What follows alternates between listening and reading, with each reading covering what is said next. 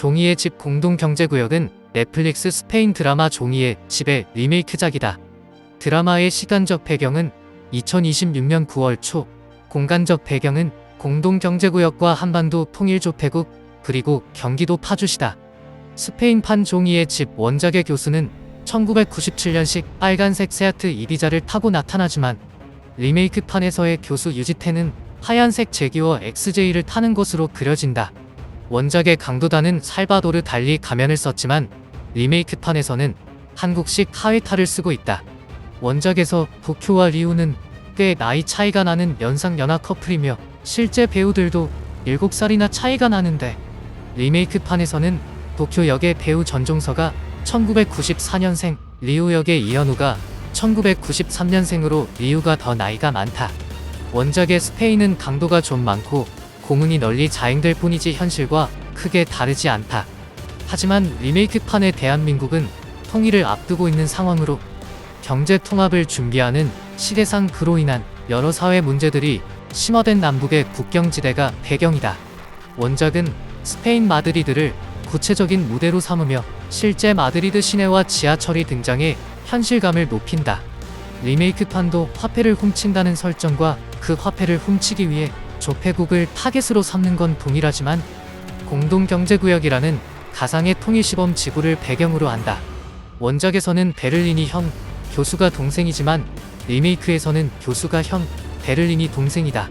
원작에서는 교수와 베를린이 어머니만 같고 아버지가 다른 이부 형제로 나오지만 리메이크판에서는 어릴 적에 탈북 중 헤어진 친형제로 나온다. 원작에서는 교수가 동남아시아의 휴양지로 도망가는 것이 시즌 1에서의 엔딩이고 리메이크판에서는 우크라이나 헤르손에서 교수와 선우진이 재회하는 것으로 끝이 난다. 1회 도입부에서부터 뜬금없는 방탄소년단을 위시한 국뽕 묘사, 어색한 북한 사투리, 특히 과장되고 어색한 억양과 유치한 대사 등으로 인해 1회도 넘기지 못하고 시청을 포기했다는 반응도 나왔다. 특히 장윤주의 나이로비 역의 스타일링과 대사가 원작 캐릭터의 정체성과 맞지 않는다는 의견이 지배적이다. 물론 장윤주의 나이로비만의 새롭고 독창적인 캐릭터를 만들어냈다면 괜찮은 각색이 될 수 있었겠지만 현실은 그런 것도 아니라서 비중도 턱없이 적은 데다 시즌 1에서는 끝까지 사기꾼 포지션으로서 딱히 존재감도 적다. 더불어 늘상 정형화되어 묘사되는 북한의 이미지와 한국에서 생각하는 억지에 가까운 자기적인 해석과 클리셰에서 크게 탈피하지 못했다는 현실을 적나라하게 보여주었다. 이럴 바에는 굳이 남북통일 설정을 넣지 말고 차라리 큰 각색 없이 원작 드라마와 동일한 스토리로 진행하는 것이 더 나았을 것이라는 의견도 다수 나오고 있다. 시청자들과 리뷰 유튜버들 사이에서 김치의 집이라는 조롱 섞인 애칭이 붙었다.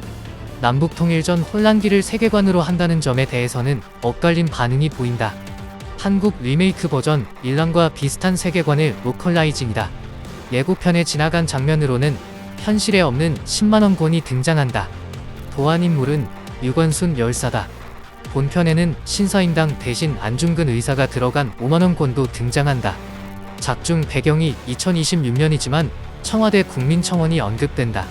제작 당시에는 2021년 문재인 정부 시기로 오프닝 시작 화면에서 문재인과 김정은이 악수하는 장면, 종전선언 언급 등 여러모로 문재인 정부에 대한 향수가 느껴진다.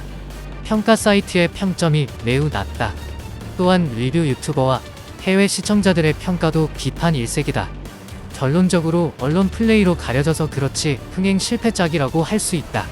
어중간한 작품에 호불호가 강하다는 표현을 주로 하는데 대체적으로 이런 표현은 망한 작품을 최대한 존중하는 표현일 뿐 결국 망했다는 뜻이다. 방영 전만 해도 리메이크에 대해 기대의 반응과 우려의 반응이 동시에 나타났다. 종이의 집 원작의 평가가 좋았기에 한국적인 매력을 추가하면 더욱 흥미로워질 것이라는 주장들이 많이 보였다. 다만 전 세계를 상대로 공개하는 것인 만큼 TVN 드라마 출신의 감독과 작가들에 대한 우려도 적지 않았었다.